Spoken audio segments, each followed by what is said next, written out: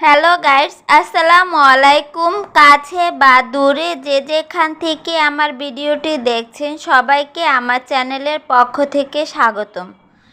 আশা করি সবাই ভালো আছেন। আল্লাহর রহমতে আমরাও ভালো আছি।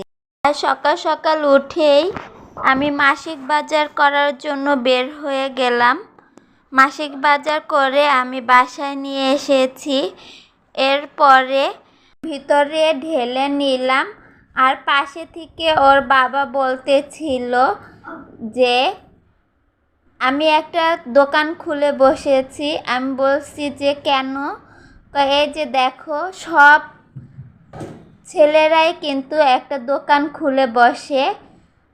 আসলে ঠিক দোকান খুলে বসেছে। সে দোকানের ম্যানেজার হলো সে, আর আমি হলাম যে পরিচালক, আর আমার ছেলে মেয়ে হলো কর্মচারী। এভাবে গল্প বলতেছিল আর আমি হাসতেছিলাম। আসলে বাস্তব, সব ছেলেরাই একটা দোকান খুলে বসেছে সংসারটাকে। মাসিক বাজার করার আগে আমি আদা রসুন আলু পেঁয়াজ যেখানে রাখি ওইটাকে আগে থাকতে ধুয়ে নেই।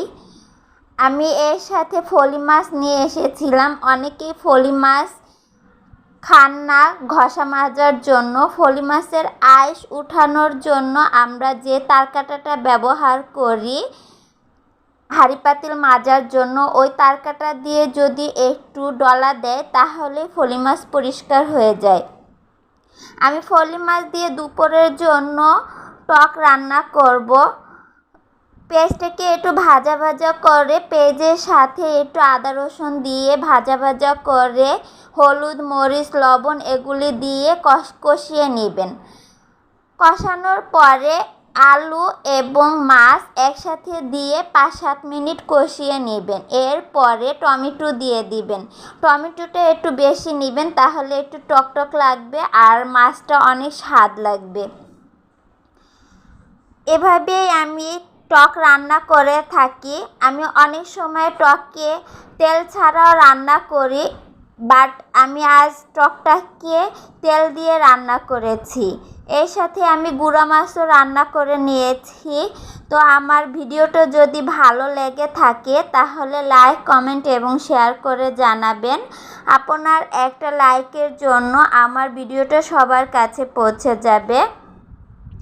আর যদি ভিডিওটা বেশি ভালো লেগে থাকে তাহলে সাবস্ক্রাইব করে আমার পাশে থাকবেন। খোদা হাফেজ।